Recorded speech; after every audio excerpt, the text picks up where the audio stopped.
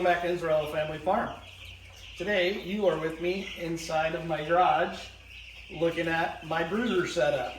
So initially this wasn't supposed to be here. We were supposed to have a shed delivered and there was a scheduling conflict, and unfortunately the birds came before the shed, so they're currently in the garage, which in theory has been working out great because I was able to control the temperature a little bit more, keeps them out of the wind. The garage is insulated, but the birds do come with a little bit of a mess, so we've been having to clean up every day, just some of the dander and stuff, but all the feces and stuff is contained in here.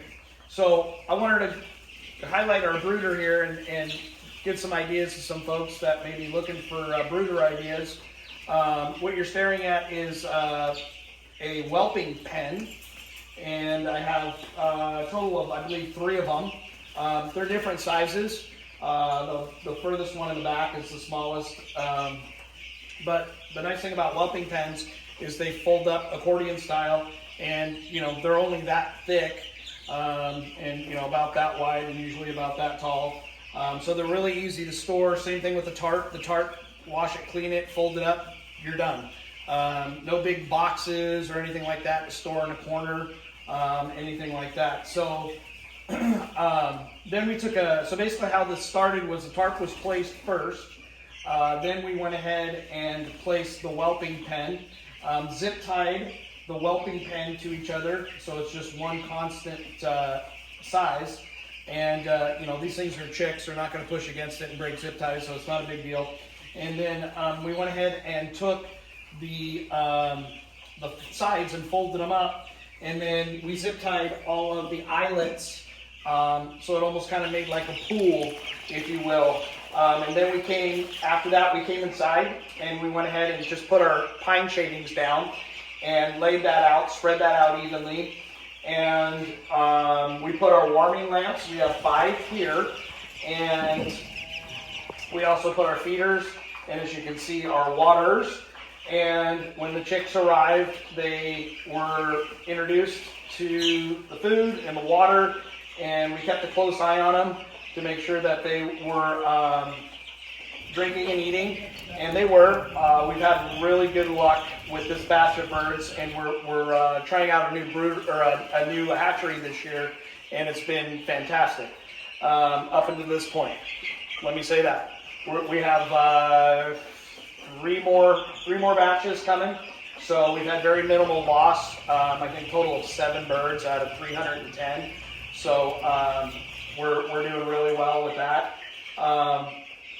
So these are our larger waters. We start out with the smaller ones and graduate to the bigger ones. So these are 5 gallon. I have 2 of them, and I kind of try to place things so birds don't have to go too far for either food or water. So one water is on one side, one on the other, and then we have our feeders that are placed around. Just something I learned that I'll share with you guys, the lamps are actually intended as supplemental heat. They are not designed for the main heat source when raising birds. So when you first get your birds, these birds are actually, as of today, they're 2 weeks old. When you initially get your birds, you want it about 90 degrees-ish, and then step down from there as they get a little bit older. So luckily with the garage, it's insulated here, and also I have just a little room heater that I'll put on. I don't leave it on all night, but I will put it on if it gets cold in here. But they've been tolerating the heat level here really well. Unfortunately tonight I think we're getting down into the 30s. So unfortunately I really got to monitor the heat this evening. But also they're starting to get their feathers, so that kind of helps mitigate that. So a lot of folks you'll see will have different types of main heaters. Some of the common ones are the ones that are, you'll see them in larger hatcheries that are fueled by propane, and they are thermostatically controlled, so they turn on and off. I don't want that expense, so we're just kind of working with what we have. I've had these lamps, probably my 3rd year, so they work really well, and we've been able to kind of mitigate some of that. As people may have watched last year, I did have a shipping container, and we used that as a brooder. We rented it. Cost, I wouldn't recommend that if you're going to go large scale or you're trying to make this a business. I would figure out another way. You can purchase one. I rented it. I personally don't like the way they look. It's just a personal thing, so I didn't buy it. So that's why we bought this shed coming in. The shed's a 12 by 24, so it's a pretty decent size. Not only that, whenever I purchase stuff, I do my best to try to make sure that it has multiple uses. So when we're not dealing with chickens and that kind of stuff in the winter, I can put things like my mower, my quad, my furniture, lawn furniture, that kind of stuff in there. So it serves multiple purposes. So that's another little tidbit of free information there for you. So this has worked out, like I've said, really well. And if you're gonna buy some whelping pens, I recommend the ones that are not high, like this side here. If you can see this is much higher than this, and then the one in the back is even lower than this.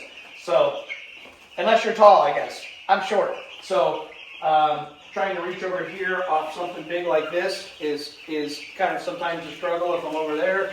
So the lower ones are easier to grab the feed and that kind of stuff. So, again, if you're 6 foot, you probably don't have that same problem.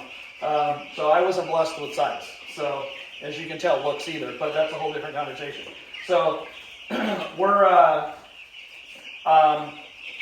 watching the chicks every day, like I said, keeping an eye on them. One of the things we did this year, and just something to try to mitigate the issue we have sometimes with shavings in their water, is we went ahead and put a piece of cardboard, and we put a brick, and then we put their water. The food and water should be about chest height of the bird at all times. So that has helped mitigate some of the shavings, because as they get bigger and they scratch, they capitalize on their natural instinct. And so this has helped keep it clean. So basically what I do is the cardboard stays for a few days, so does the brick. I'll add water, I'll wash out their water, and then I bring it in here empty, and then I fill it up here so I don't spill water inside, because that becomes a problem. And then every couple days I'll replace the cardboard.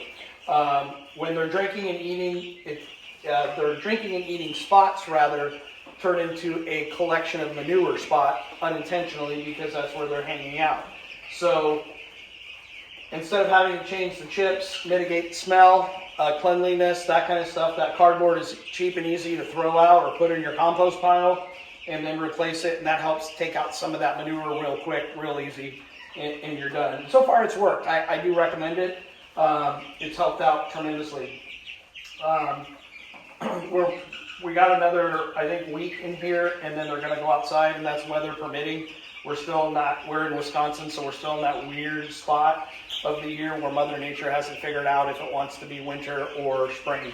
So we are heavily dependent on the weather. We watch weather a lot when we're doing this. It's almost kind of like as soon as I get chicks, something crazy happens every year. It's kind of like when you wash your car and it rains. I never knew I had that much power with the weather. But so that has worked out well with the waters. Highly recommend that piece of cardboard. We go to our grocery store. They're more than happy to give it to us. We don't buy that at all.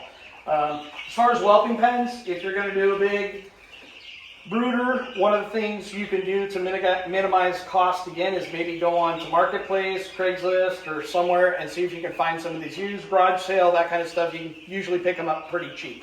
So that's another way to mitigate cost. We do whatever we can at times to watch our costs. We're a very small farm, and I would say it feels like everybody has their hands in our pockets, putting out a lot of money before we get money back. So that's just another way to kind of capitalize on saving some money. So, but yeah, so that's it for now. I'm going to go ahead and finish a few things, and we'll catch you on the next one. I appreciate you watching. If you really would like to help out our farm, please hit the like button and hit the subscribe button. It doesn't cost anything, but it really helps us out a lot. And if you like, leave a comment. Thank you so much. Have a good one.